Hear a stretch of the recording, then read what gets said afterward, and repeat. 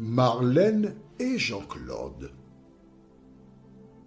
te présentent pour 2026 la série qui s'intitule « Voici, il vient ».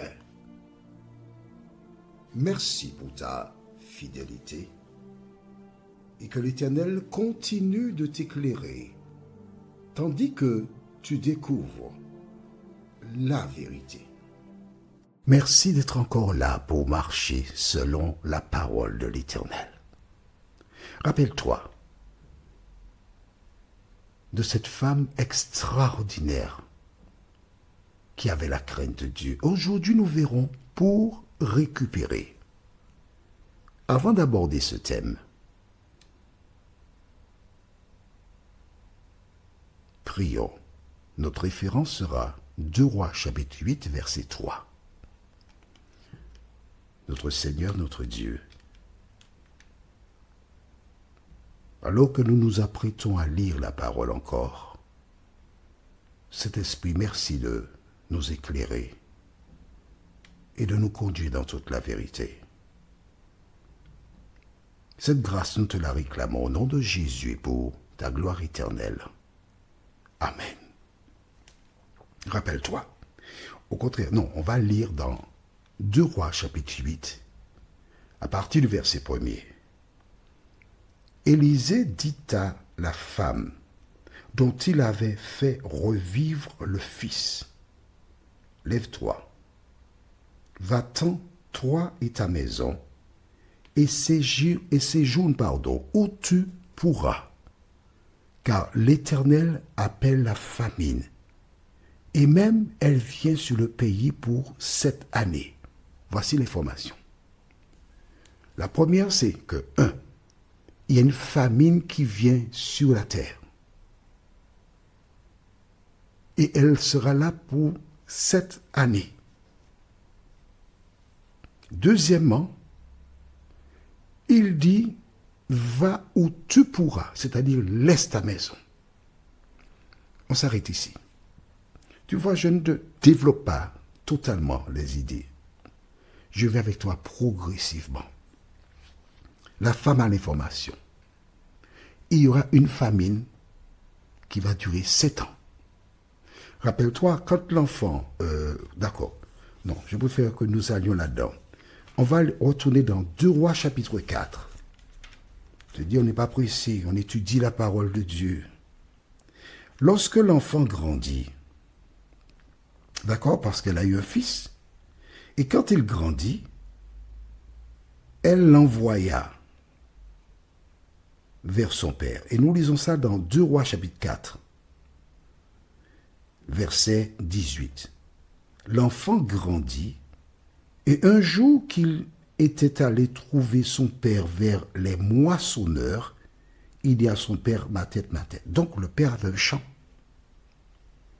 Le père avait des ouvriers.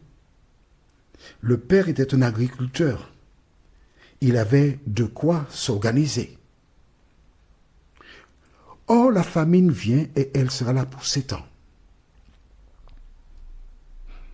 Il y a 2 possibilités. Nous pouvons nous organiser, avoir des récoltes, mettre de côté et avoir à manger pour les 7 années de famine en restant chez nous. C'est une possibilité. Mais Élisée a dit, lève-toi, pars, laisse ta maison. Quand tu pars et tu laisses ta maison, que se passe-t-il? Dans certains pays, tu commences à voir des araignées qui prennent le contrôle de la maison, des petits animaux entrent dans la maison, la poussière s'invite, etc. C'est un risque. Mais il y a aussi des personnes qui viennent.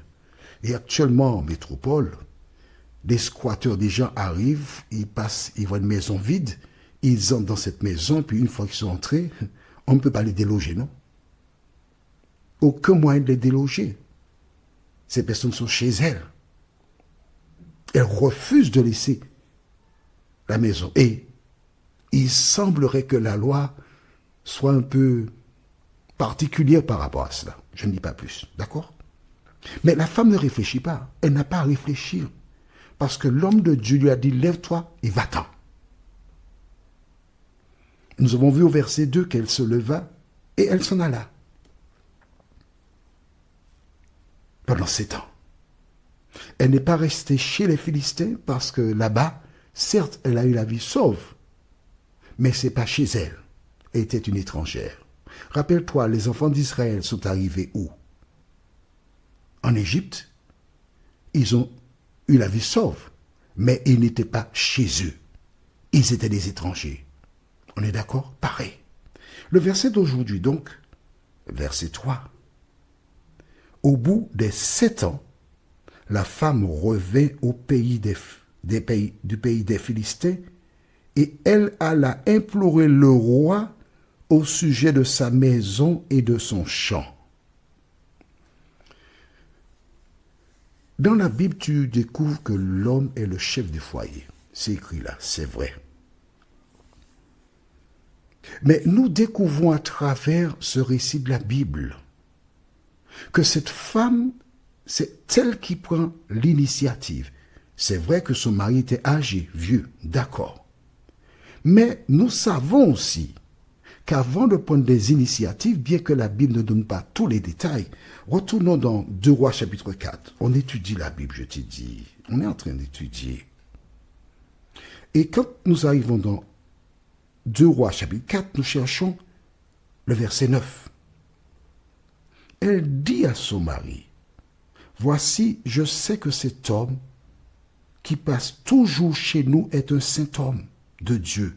Faisons une petite chambre haute avec des murs et mettons-y pour lui un lit, une table, un siège et un chandelier afin qu'il s'y retire quand il viendra chez nous. » C'est elle qui a eu l'idée.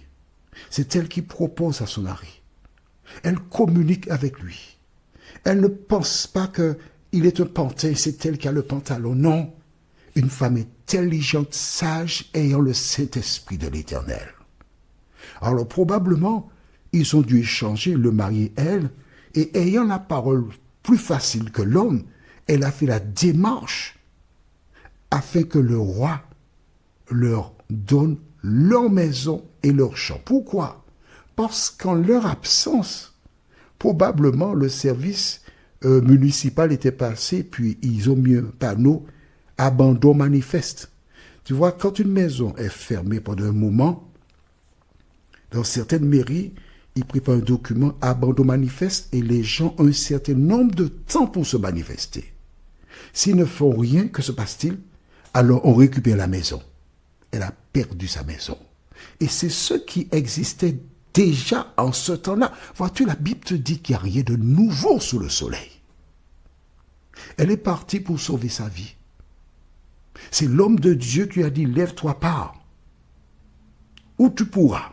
Elle a obéi. Mais chaque fois que Dieu a un projet, l'ennemi passe derrière pour essayer de contrecarrer, détruire le plan, le projet. Mais l'Éternel a toujours le dernier mot. Elle a été implorer le roi. Te rappelles-tu? Retournons au chapitre 4. Ah, monsieur, tu seras fatigué avec moi.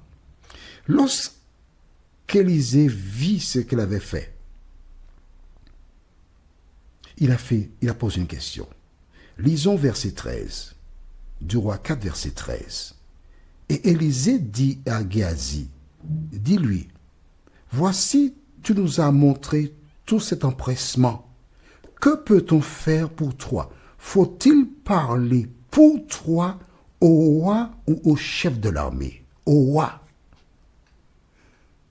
Élisée lui avait déjà posé la question. Est-ce que tu veux que je parle au roi pour toi? Et quelle avait été sa réponse? Elle est intéressante, la réponse. Elle répondit, j'habite au milieu de mon peuple. Moi, pas de problème. Je suis tranquille. Je suis paisible. Mais pourquoi Élisée avait-il dit à la femme, est-ce que tu veux que je parle au roi ou au chef militaire pour toi? Réfléchis, analyse, et nous en parlerons lors de la prochaine étude. Raconte-moi. 2 Rois 8, verset 4. Raconte-moi. Prions. Notre Seigneur et notre Dieu, merci pour la parole, elle est magnifique. Merci parce que lorsque nous prenons le temps pour l'étudier, nous réalisons comment tu prépares tout d'avance. À travers l'échange qu'Élisée avait eu avec cette femme, dans 2 Rois chapitre 4, il avait déjà parlé de la possibilité de parler au roi pour elle. Seigneur, merci pour la parole. Il y a beaucoup de choses que nous ne comprenons pas, mais nous savons que toi, tu nous comprends. Merci de nous entendre et de nous exaucer. Nous t'avons prié au nom de Jésus et pour ta gloire éternelle. Amen. Que l'Éternel continue de te bénir et il me tarde de te retrouver. Nous sommes parvenus au terme de notre réflexion. Si d'aventure tu as une question, il te suffit d'envoyer un message par le biais de WhatsApp au numéro suivant, plus 596 696 88 93 93. Et alors Jean-Claude, moi, je me ferai un réel plaisir de répondre à ta question.